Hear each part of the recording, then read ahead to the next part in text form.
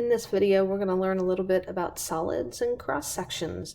So we're going to start off the topic by learning a couple of terms. So we're going to start off by looking at what a polyhedron is. A polyhedron is a solid or a 3D surface, like a three-dimensional surface or figure, I should say, whose surface is made up of polygons. And remember, a polygon has straight sides. So for instance, a triangle is a polygon, a rectangle is a polygon, a pentagon is a polygon, but a circle is not a polygon. All right, so what is a face? A face is where a face is a polygon on the polyhedron. Okay, so it is a side you can physically touch on the polyhedron. The edge is the intersection of two of those faces. It's like bumping into the corner, not the corner, but the side of the table where the top of the table and the side of the table come together. That's an edge. And then a vertex is where two or more edges meet, kind of like bumping into the corner of a table. All right, so here I've drawn two polyhedrons. You can see from the picture that this first polyhedron is a pyramid.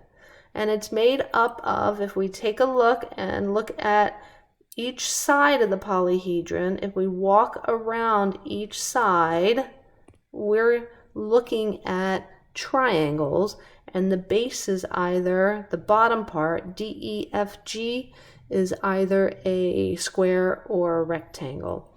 In the second polyhedron, again, all the sides are either triangles, rectangles, and or squares.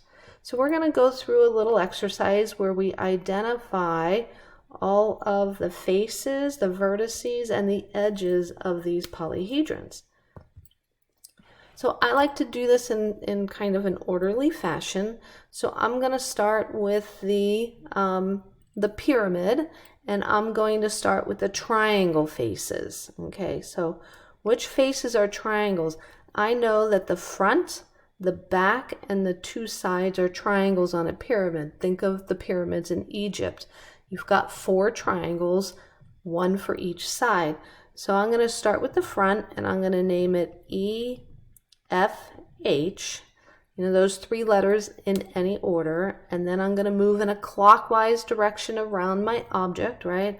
I'm going to start in the front and move around my object this way and name all of the triangle faces so I don't miss any. So the next one over, the next one to the left is DEH.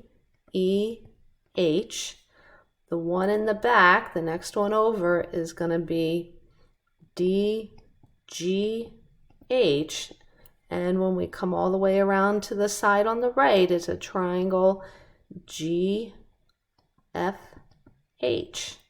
Okay, so the only face I haven't talked about is the bottom, which is either a rectangle or a square. So I am going to say just a rectangle because a square is a little bit more specific. Let's just say it's a rectangle, and I'm going to name the bottom with all 4 points, D, E, F, and G. All right, so what are the edges? An edge is where 2 faces come together. So let's take a look at triangle EF and DEH. Do they meet anywhere? They do. EFH is the front triangle. The back triangle or the left triangle is DEH, and they meet at edge HE.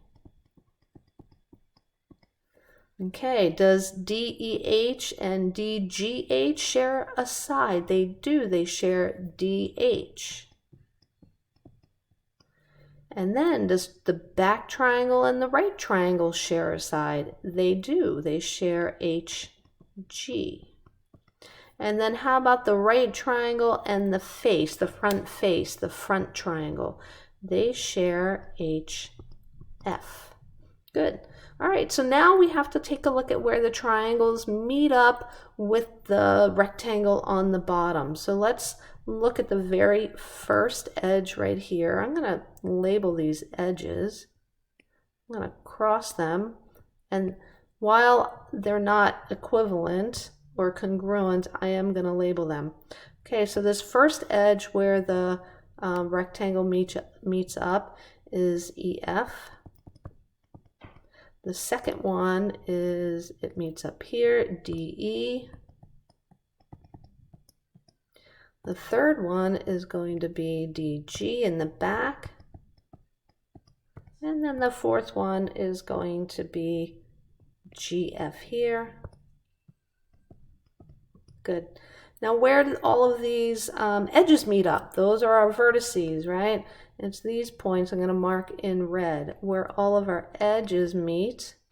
The sharp corners are our vertices, so they are D, E, F, G, and H. All right, so let's go ahead and do that again for the second shape. Looks like a wedge of cheese here.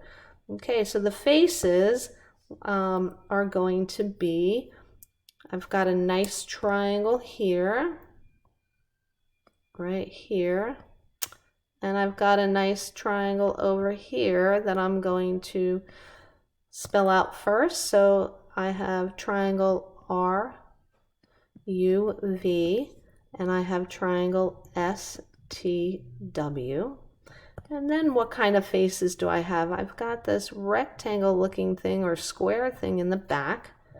So I have rectangle R, S, T, U. And then I have this bottom rectangle right here, which is rectangle U, T, W, V. And then I have, don't forget this top one, I have this top rectangle right here. So that is rectangle R, S, W, V. So now let's go ahead and find our edges. I'm going to mark them in green. I've got edge RS. I've got edge SW. I've got edge VW. I've got edge RV. I've got edge, let's see, I've got these two going up in the back, that's ST and RU. I've also got these two on the bottom, TW and UV. Okay, I think I got all of them. Okay, it's a good idea to go ahead and mark them all with a certain color to make sure that you've got them all. And then I've got the sharp corners here, 4 on the bottom and 2 on the top. And the names are R, S, T, U, V, and W. Okay, so let's go ahead and move on and take a look at Euler's formula. It says the sum of the number of faces for a polyhedron and the vertices, faces plus vertices, is 2 more than the number of edges. So 2 plus the number of edges. Remember the word is means equals. So here's a nice little formula here that you can use to make sure that you have things correct. So let's add up our faces and our vertices and see if that equals our edges plus 2 for each of the examples above. So how many faces did we have for the pyramid? Well, we had 1, 2, 3, 4, 5 faces. So down here we had 5 faces. How many vertices? We had 1, 2, 3, 4, 5 vertices, and that should equal edges plus 2. How many edges? 1, 2, 3, 4, 5, 6, 7, 8. 8 plus 2. So I get 10 equals 10, and that works. Okay, so let's see the number of faces and vertices for our slice of cheese here. We have 1, 2, 3, 4, 5 faces again. Number of vertices, 1, 2, 3, 4, 5, 6. and that should be number of edges plus 2. 1, 2, 3, 4, 5, 6, 7, 8. 8 plus 2. Maybe I missed something. I have 11 equals 10. What did we do wrong here? Did we not name something? Did I count something wrong? 2, 4, 6, 8? No, I didn't. It should be 10. Did I miss an edge? I think I missed an edge. See? This is why it's really important to do things in an orderly fashion and to do things and to check your work. So if you notice right here, I missed TU. So let's go ahead and put TU in here.